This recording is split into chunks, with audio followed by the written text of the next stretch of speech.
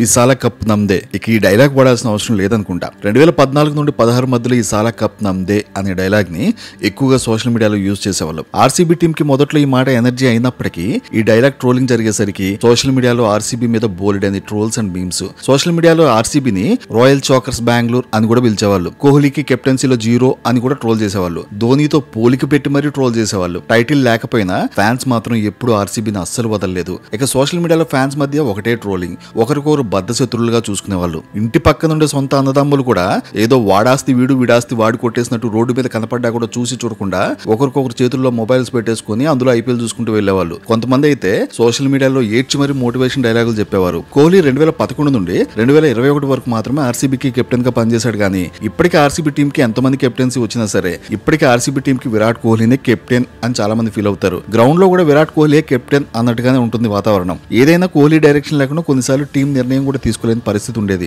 RCB team లో అంతమంది talented players ఉన్నా కూడా ఎందుకో ఈ ఆర్సీబీ టీమ్ కి అదృష్టం కలిసి వచ్చేది కాదు. అలా 3 సార్లు ఫైనల్ దాకా వెళ్లి ఈ సాల కప్ నమ్దే అనుకున్న ప్రతిసారి ఓడిపోయేవాళ్ళు. ఆర్సీబీ ఇప్పటి వరకు 3 సార్లు ఫైనల్ ఆడింది. 2009లో డెక్కన్ చార్జర్స్ మీద, 2011లో చెన్నై సూపర్ కింగ్స్ మీద, 2016లో సన్ రైజర్స్ హైదరాబాద్ మీద, ఇలా 3 ఫైనల్స్ లోనూ ఓడిపోయింది. ఓడిపోయిన ప్రతిసారి కోహ్లీ ఏడ్ చేసేవాడు. ఆర్సీబీ ఇప్పటిదాకా ఐపీఎల్ కొట్టిన రికార్డులు చూస్తే మైండ్ పోద్ది.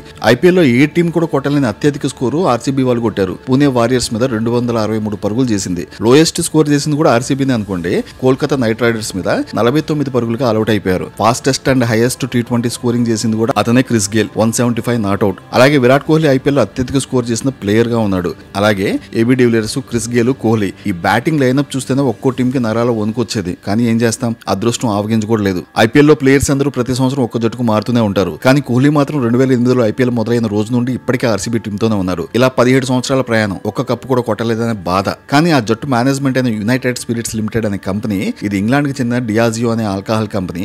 ఆ కంపెనీ మాత్రం కోహ్లీని తీసేయకుండా అలాగా కంటిన్యూ చేస్తూ వచ్చేది. ఆర్సీబీ టీం మేనేజ్మెంట్ దగ్గర బోల్డ్ ఎంత డబ్బు ఉండేది, కానీ కప్పు లేదు అనే బాధ కూడా ఉండేది. అక్కడ ఉంటే మళ్ళీ ఆర్సీబీ వాళ్ళు ఈసాల కప్ నమ్దే అనేవాళ్ళు. కానీ ఆ ఓవర్ లో ఆర్సీబీ వాళ్ళు 6 పరుగుల తేడాతో గెలిచి ఈసాల కప్పు నమ్దే కాదు కప్పు నమ్దు అని కోహ్లీ ఏడ్ చేశాడు. ఈ వీడియో నచ్చితే ఆర్సీబీ టీం కి మన వీడియోని షేర్ చేయండి. మీ అభిప్రాయాలు కామెంట్ రూపంలో తెలియజేయండి. ఇంకా ఇలాంటి మరిన్ని ఇన్ఫర్మేషన్ వీడియోల కోసం ఛానల్ ని సబ్స్క్రైబ్ చేసుకుని బెల్ ఐకాన్ ప్రెస్ చేసి నోటిఫికేషన్ వచ్చేలా పెట్టుకోండి.